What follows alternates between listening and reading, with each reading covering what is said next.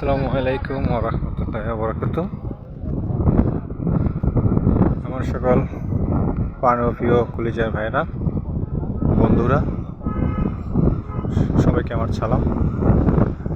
আজকে 3 দিন যাবৎ, আজকে নিয়ে 4 দিন হয় টোটালে, ঝড় এবং বৃষ্টি এবং কক্সবাজারের উপকূল এলাকাগুলো, পাহাড়ি অঞ্চলগুলো একটু ভয়ের ভিতরে এখন বর্তমানে আছে।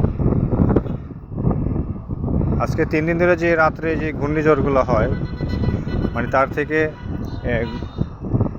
ঝড়ের থেকে আপনার যে বাতাসের গতি, সেটা প্রচুর পরিমাণের গতিটা, অনেক গতি। পাহাড় উপকূলে যারা থাকে তারা একটু ভয়ের ভিতরে আছে। দেখা আমার পিছন সাইডটা যে পাহাড়গুলো আছে, তারপরে কক্সবাজার পৌরসভার আশেপাশে যে অঞ্চলগুলো আছে, এই অঞ্চলগুলা খুব ভয়ের ভিতরে এখন বর্তমানে আছে। তো সাগরের কথা বলবেন, সাগর একটু উত্তাল আছে, একটু আর কি স্বাভাবিকভাবে এখনও আছে। কিন্তু যেরকম ঝড় এবং যেরকম বৃষ্টি আশঙ্কা দেখা হচ্ছে, সেই তুলনায় সাগর ঠান্ডায় আছে। কিন্তু সাগর অনেক গরম থাকার কথা ছিল, অনেক উৎপাত করার কথা ছিল, সেরকম করতেছে না। একটা আকাশের অবস্থা খুবই খারাপ। এখন বর্তমানে দুই ঘন্টা ধরে বৃষ্টি হালকা পাতলা জায়গায় জায়গায়।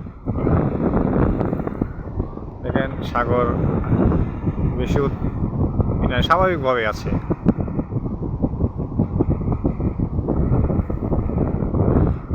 এটা হচ্ছে কক্সবাজারের একটা ব্যাক সাইড, যা কক্সবাজার থেকে প্রায় 30 কিলোমিটার দূরে। এই জায়গাটির নাম হচ্ছে পাটোয়া টেক।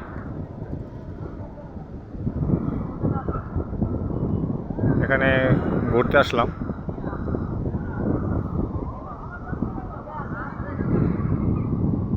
এখানে আসলে, কক্সবাজারে এই জায়গায় আসলে আপনারা পাথর বীজগুলো, মানে পাথরগুলো দেখতে পারবেন।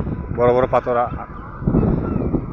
অসংখ্য পাথর আছে। আমি অ্যাকচুয়ালি সাগরের পাশে নামি না, ভিজা, এতে আমার প্রবলেম হয়।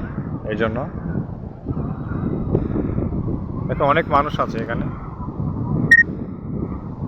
এই যে পাথরগুলো দেখা যাচ্ছে, যখন আরও ভাটা যাবে তখন পাথর আরও দেখা যাবে। তো এখন মোটামুটি ভাটার ভিতরে আছে, জোয়ার শুরু হয়েছে আর কি। যাই হোক, আমাদের জন্য দোয়া করবেন। আর বিশেষ করে আমি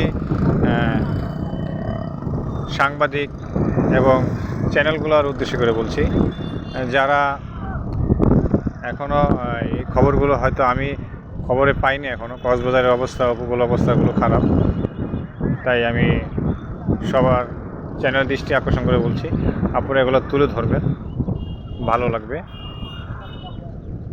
আশা করি বুঝতে পেরেছেন। আমার সকল চ্যানেল ভাইদের আমার পক্ষ থেকে হাজারো সালাম। সবাই ভালো থাকবেন। আসসালামু আলাইকুম ওয়া রাহমাতুল্লাহি ওয়া বারাকাতুহু।